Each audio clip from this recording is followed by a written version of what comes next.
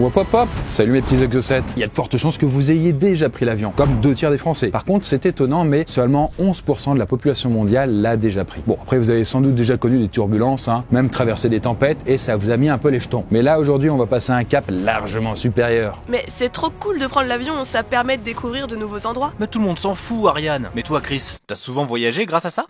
Tout le monde s'en fout, Edgar. Mais bref, on s'égare. Aujourd'hui, on va parler de la pire chose qui puisse vous arriver, que l'avion se crache.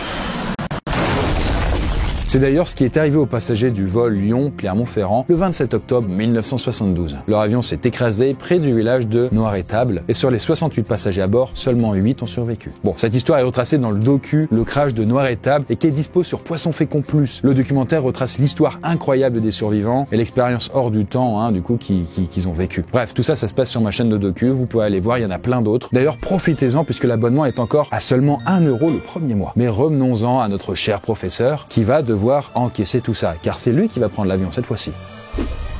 Salut Bal. Écoute, j'ai cru comprendre que t'allais bientôt partir en Amérique du Sud. Aventurier, tout ça, ouais, je comprends. Parfait. On va juste se permettre de mettre notre petit grain de sel dans ton voyage. Mais t'inquiète pas, on s'occupe de tout. Bref, ne perds pas de temps, ton avion va bientôt décoller. Peut-on vraiment appréhender un crash? Comment s'y préparer au mieux? D'ailleurs, quelles sont les meilleures chances de survie si vous survivez à l'impact? Ça peut nous arriver à tous, on va vous donner les meilleurs outils pour survivre. Et d'ailleurs, vous avez participé avec moi sur Instagram, sur mon compte AlChrisConte. On va voir tout ça en cours de vidéo. Et sur ce, comment survivre à un crash d'avion? On est parti. Bon, voilà, ça fait plusieurs heures que Bal est tranquillement posé dans son avion, direction Santiago au Chili. Et on n'est pas loin des 14 heures de vol et le voyage touche tout doucement à sa fin, alors qu'on survole la cordillère des Andes. Bal est alors réveillé de sa petite sieste par des petites turbulences. Bon là, rien d'anormal, surtout qu'il y en a déjà eu plus tôt dans le voyage. Mais d'un coup, ça semble plus grave, car le commandant de bord dit à tout le monde « Oui, bonjour, c'est votre commandant de bord. Attachez vos ceintures, je répète, attachez vos ceintures, nous allons passer des turbulences et probablement une mort horrible. » Merci à tous. Bon là, Bal, il sent un peu moyen l'humour qu'il a glissé, mais il se dit « Ah, quel petit blagueur !» Sauf que quelques secondes plus tard, il s'aperçoit que l'un des moteurs vient de prendre feu. Les autres passagers prennent peur aussi parce que tous les moteurs viennent de prendre feu. Oh, mais c'est fou ça! Vous trouvez pas? Personne ne comprend pourquoi d'ailleurs. Peut-être que ce sont des oiseaux qui sont passés à travers, peut-être que... On sait pas. Au final, on s'en fout un peu parce que là, ça pue. Et là, les passagers sentent que l'avion commence vraiment à piquer du nez. Bonjour à tous, c'est votre commandant de bord. Nous entamons une chute lente et dramatique vers les montagnes. Je répète, lente et dramatique. Terminé. Bon, là, Bal, il a vraiment un gros doute. Doit-il rester à sa place et se protéger comme il le peut? Ou doit-il se lever et se précipiter vers l'arrière de l'appareil? Et donc, vous avez voté. Et vous avez tranché. Vous êtes 57% à lui conseiller de rester à sa place et de se protéger. Mais c'est quoi la place la plus sûre dans un avion? Bien écoute Ariane, ça tombe bien puisque c'est la question que tout le monde se pose quoi. Et sans trop rentrer dans les détails, si on part du principe que les avions se crashent dans la majorité des cas, en piquant du nez, les places du milieu et à l'arrière sont en effet les plus sûres. Ah ouais, c'est con, c'est là où il y a les places classe affaires et première classe. Après en même temps, si elles sont à l'avant, c'est parce que du coup il y a moins de bruit, le bruit du moteur et tout, donc c'est plus confort, sauf quand on meurt. Voilà. Ça donne l'idée. Et là, en vrai, vous avez plutôt fait le bon choix car son avion pique du nez. Surtout que vouloir changer de place alors que l'avion est en train de faire une chute lente et dramatique, comme disait le commandant, ça rajouterait un risque supplémentaire. Et le prof peut faire quoi pour mettre toutes les chances de son côté? En vrai, là, il va boucler sa ceinture le plus fort possible et choper le masque à oxygène qui pendouille. Puis, il place sa tête contre l'appui-tête du siège de devant et met ses mains sur sa nuque. Là, notre professeur a l'impression que son cœur va exploser, il est complètement tétanisé. Faut aussi se dire quand même que l'avion fonce à plus de 500 km/h vers le sol et les bruits ne cessent de résonner. Bonjour à tous, c'est toujours votre commandant de bord et je vous annonce que nous allons désormais... Quelques secondes plus tard, l'avion s'écrase violemment dans la cordillère des Andes. Et c'est le blackout. En vrai, le crash n'aura au final duré que quelques secondes. Et donc l'avion s'est écrasé, comme c'est souvent le cas, le nez en premier et a été sectionné au niveau des ailes. La partie avant de l'avion a globalement été désintégrée, tuant tous les occupants sur le moment, et l'arrière et la carlingue a miraculeusement glissé, on va dire, sur des centaines de mètres. Après, quand on dit miraculeusement, il y a quand même eu pas mal de passagers qui se sont fait happer en dehors de l'appareil et sans parler des dégâts à l'intérieur. C'est un bordel! Mais bon, finalement, l'avion arrête enfin sa course folle. Et Bal est dans quel état là? Bah écoute, justement, il est en train de reprendre ses esprits là. Bon, déjà, il est vivant, ce qui est quand même une sacrée prouesse. Hein. Et il remarque d'ailleurs que sa ceinture a bien tenu le coup, ce qui lui a d'ailleurs, entre autres, sauvé la mise. Et donc, là, il sent un vent glacial lui parcourir l'échine, et il remarque surtout qu'il saigne de la tête, et qu'il a pas mal de blessures au niveau des bras. Évidemment, je ne vous l'apprends pas, mais le commandant est mort aussi. Bon, là, Bal hésite fortement sur quoi faire en priorité. Essayer de se soigner, ou se détacher et quitter rapido ce qu'il reste de l'avion. En vrai, une majorité d'entre vous ont choisi de lui faire quitter Fissa l'avion. Alors très bien, on va vous écouter. Et là, certes, il est dans un sale état, mais il ne sait même pas s'il trouvera de quoi stopper l'hémorragie rapidement. Et surtout, il n'a aucune idée de l'état de la tronche de la carlingue. Donc, Bal, vas-y, sors de là et vite fait, mon pote. Mais il va bien globalement? Écoute, ça va pas fort en vrai, hein, parce que les premiers trucs que Bal voit, c'est quand même des cadavres. Que ce soit des personnes encore dans l'avion ou éparpillées dans la neige un peu plus loin. Là, du coup, on va pas se mentir, mais cette vision d'horreur, en plus de potentielles blessures, le font vomir tout ce qu'il avait pu avaler pendant le trajet. C'est physiologique, quoi. Et finalement, il s'évanouit et il tombe dans les vapes quelques secondes plus tard. Et le temps passe, il ne sait pas combien de temps est passé, mais il se fait réveiller plus tard, alors que quelqu'un lui met des petites claques sur le visage. Ah bah du coup, c'est pas le seul survivant. Super esprit de déduction ça, Edgar. On aime. Mais oui, une fois que Bal a repris ses esprits, il arrive à discerner une dizaine de personnes qui s'agitent un peu partout autour du lieu du crash. Là-bas, on va pas se mentir, hein, mais la scène est quand même assez apocalyptique. Hein. Il y a des morceaux d'avion partout, des trucs qui crament à droite et gauche, des cris à vous glacer le sang, et bien sûr, pas mal de personnes mortes dans la neige. Alors là, mon petit Bal, je sais que c'est plus facile à dire qu'à faire, mais faut te reprendre, c'est important. En fait, le petit groupe a commencé à rassembler les différentes valises qui traînent à droite à gauche, en plus des affaires tombées, des bagages éventrés, quoi. Et du coup, Bal va se joindre à eux pour leur donner un coup de main. Ils doivent se cailler les miches, par contre? Ah ça, clairement, hein. Et même s'ils ne sont pas en haute montagne, au sens propre du terme, il fait pas très chaud, hein. Donc, le premier objectif, c'est de trouver des vêtements. Mais malheureusement, et vu que l'avion allait vers le Chili, les valises ne sont pas trop remplies de doudounes. Faut dire qu'ils s'imaginaient pas se cracher dans la neige. Voilà, c'était vraiment pas dans le planning. Mais bon, voilà, ça fait maintenant plus de 6 heures que l'avion s'est crashé. Il y a 2 personnes qui ont survécu au crash, à proprement dit, et qui ont malheureusement succombé de leurs blessures peu après. Et un premier bilan est dressé, il n'y a que 12 survivants. Ce qui fait que le groupe de survivants a bien travaillé et ils ont trouvé de nombreux vêtements, mais aussi un peu de nourriture et surtout quelques médicaments et d'autres matos de premier secours. Et alors que la nuit commence à pointer le bout de son nez, Bal, qui a pris le commandement du groupe, si on peut dire ça, doit prendre une décision pour tout le monde. Est-ce qu'ils doivent rester près de la carlingue, de l'avion, et y installer un camp, ou quitter les lieux pour essayer de trouver de l'aide? Eh bien... 2 tiers d'entre vous ont choisi qu'ils doivent rester sur place. Ouais, j'aurais dit pareil. Ça semble être la meilleure idée sur le papier. C'est cool, c'est très cool. Enfin, ça, on va le voir en vrai. Parce que, en effet, dans ce froid, ça semble être un abri tout désigné pour être minimum à l'abri des conditions climatiques compliquées. En pleine montagne, je rappelle, il fait frais, très froid, glacial, glaçant, glacé. Alors certes, il va falloir faire un peu de bricolage là avec les moyens du bord.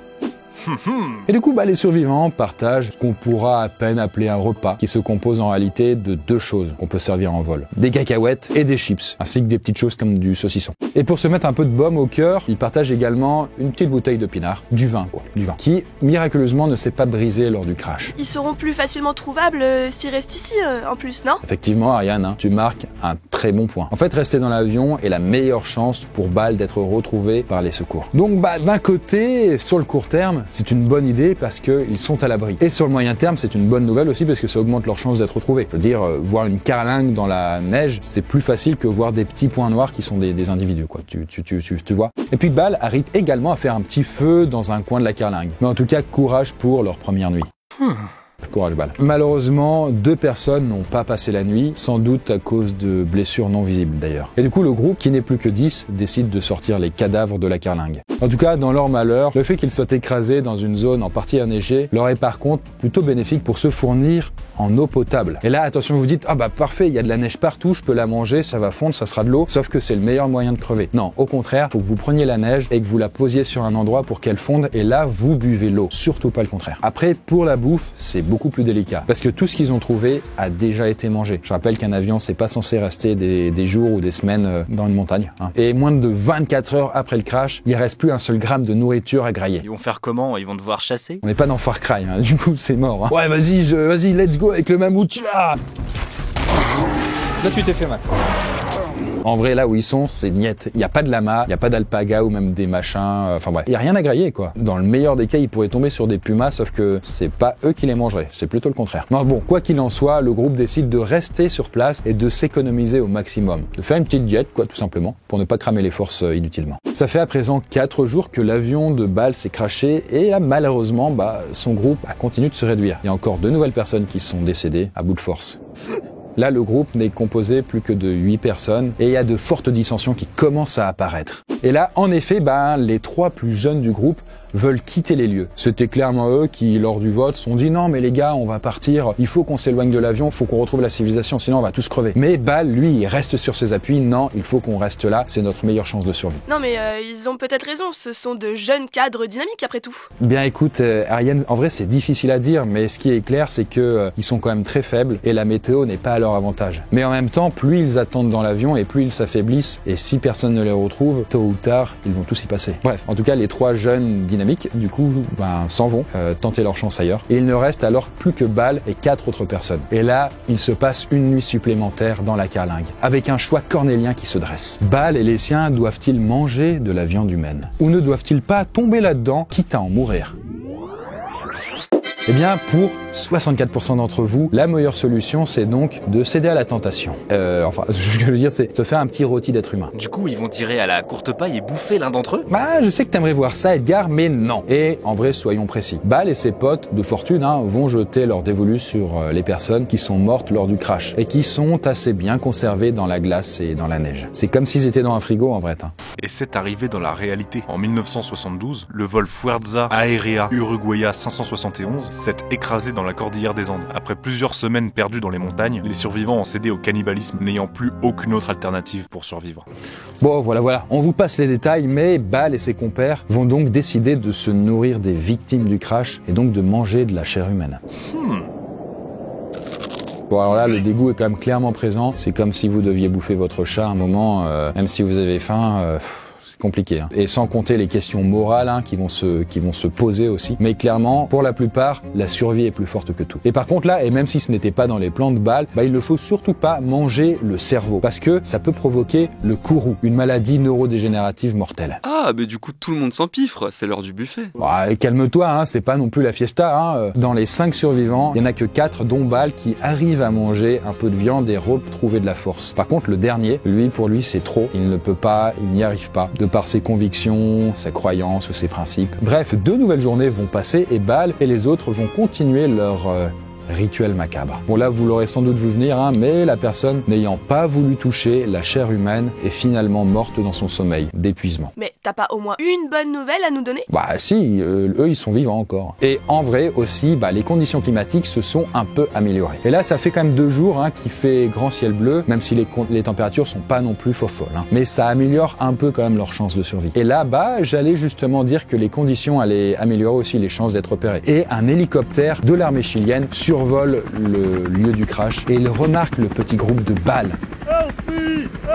Et là, notre professeur est enfin secouru après une semaine de calvaire. Et une fois dans l'hélicoptère, on va rapidement lui apprendre que les 3 autres jeunes cadres dynamiques, qui ont quitté le lieu du crash quelques jours plus tôt, ont été retrouvés morts plus bas dans la montagne. En tout cas, Bâle de son côté a perdu beaucoup de poids au cours de cette semaine et il a évidemment des graves séquelles psychologiques. Il sera gardé suite à ça en observation plusieurs jours à l'hôpital et subir toute une batterie de tests. Néanmoins, pour lui, le but sera de rentrer le plus vite possible à la maison, en France, histoire d'avoir le plus de repères et un meilleur accompagnement. Courage, professeur. Ouais, bon courage, le cannibale. Et là, en vrai, de retour dans l'Hexagone, il sera alors suivi par un psychologue pour l'aider à surmonter cette épreuve. Que ce soit celle de ressasser le crash, celle d'avoir dû survivre pendant une semaine là-bas et surtout celle d'avoir cédé à l'anthropophagie. Eh bien bravo la Poiscaille, vous êtes arrivé au bout de l'aventure et en vrai sur les 4 choix vous avez à chaque fois choisi le bon. C'est quand même assez rare, j'avoue, vous tombez parfois un peu dans le panneau. En tout cas si vous avez déjà eu des mésaventures en avion, n'hésitez pas à les partager et à nous suggérer d'autres vidéos du coup dans ce format. Si les trucs un peu catastrophes vous intéressent aussi, du coup sur ma chaîne Conte Fécond, j'en parle à travers plein de formats. On n'a pas encore fait les avions mais n'hésitez pas à checker celles qui ont été faites, il y en a sur le train. Il y en a en taxi, il y en a en Uber, il y en a en Airbnb, voilà, tout ça se trouve là, ici, pour vous. Mais oui mesdames, mais oui messieurs. Et nous on se dit à bientôt dans la prochaine vidéo.